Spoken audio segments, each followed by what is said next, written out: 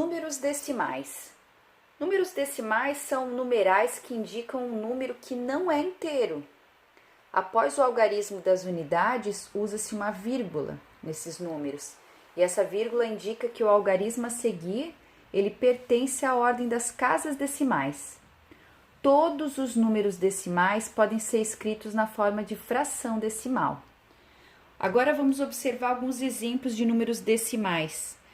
Lembrando que todo número decimal pode ser escrito na forma de fração decimal. Então, aqui, por exemplo, nós temos aqui na letra A 1/10, também escrito assim, ó, 1/10. Como é que a gente vai colocar no tabuleiro? O 0 na casa da unidade da parte inteira. Depois nós temos a vírgula e o 1. Nós temos aqui 1/10. Depois vamos observar na letra B 2/10 escrito em forma de fração decimal e depois o número decimal, 2/10. O 0 na unidade da parte inteira, usa-se a vírgula então, e o 2, observem aqui no tabuleiro, 2/10. Na letra C nós temos 12 centésimos em forma de fração decimal e 12 centésimos em forma de número decimal. Como é que nós vamos decompor isso no tabuleiro? Para fazer a leitura. O 0 na unidade parte inteira, a vírgula, depois o 1, 1/10 e 2 centésimos. Como é que eu faço a leitura? 12 centésimos. E por último, na letra D, o exemplo, 143 milésimos como uma fração decimal. E aí o número decimal, 143 milésimos. Vejam isso agora no tabuleiro. Colocamos o 0, a vírgula, 1/10. Depois nós temos 4 centésimos e 3 milésimos, 143 milésimos. Vejam então que todo número decimal pode ser escrito na forma de fração decimal. Transformando fração decimal em número decimal. Transforma-se uma fração decimal em um número decimal, fazendo com que o numerador da fração tenha o mesmo número de casas decimais que o número de zeros do denominador. Na realidade, o que a gente faz é uma divisão do numerador pelo denominador.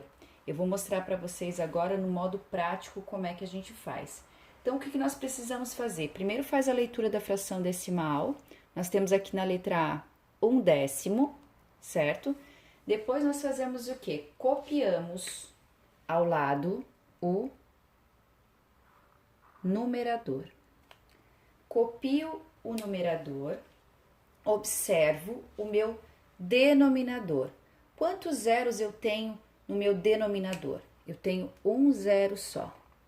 Então, eu preciso contar casas da direita para a esquerda para conseguir colocar a minha vírgula. Como assim? Saio de trás do número e conto uma casa só, porque eu tenho um zero só. Então, saio daqui da minha direita para a esquerda e conto uma casa só para colocar a vírgula. O ponto de partida não conta. Então, ó, 1.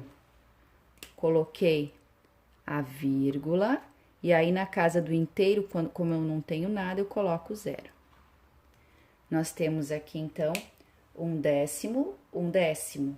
Lembrando que eu posso até verificar depois se está correto. Por quê? Porque eu preciso verificar se o meu número decimal possui o tanto de casas decimais conforme o número de zero que eu tenho no meu denominador. Então, eu tenho um 0, uma casa decimal ocupada. Lembrando que a casa decimal é aquela que é a parte fracionária, que vem depois da vírgula, certo?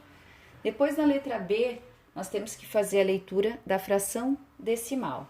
987 milésimos. Copio o numerador, 987 87. Observo o meu denominador, eu tenho 1, 2, 3 zeros. Eu vou sair lá da minha direita e vou contar 3 casas para poder colocar a vírgula. Saio daqui, 1, 2, 3. Coloco a vírgula aqui e depois na unidade, na casa da unidade da parte inteira, eu vou colocar o 0. Vamos fazer a leitura, então, do número decimal, 987 milésimos. Podemos conferir, então, 1, 2, 3 zeros, 1, 2, 3 casas decimais ocupadas. Por último, nós temos o exemplo da letra C. Vamos observar a fração decimal e fazer a leitura dessa fração. 15 centésimos. Copio o numerador ao lado. Próximo passo é observar quantos zeros eu tenho no denominador. 1, 2 zeros. E eu vou sair lá do final do numeral, contando da direita para a esquerda. Então, vou andar 2 casas para poder colocar a vírgula. Saindo daqui, 1, 2 casas. Coloco a vírgula e o 0. Então, na letra C ficou 15 centésimos. Podemos conferir, né? Um zero, 2 zeros, uma casa decimal, 2 casas decimais. Fechando, então, a transformação de fração decimal em número decimal. Lembrando que, na realidade, a gente realiza uma divisão, né, do numerador pelo denominador. E, no modo prático, nós contamos, então, os zeros do denominador e contamos as casas para verificar essa transformação, então. Também é possível transformar um número decimal em uma fração decimal. Agora é o inverso, né?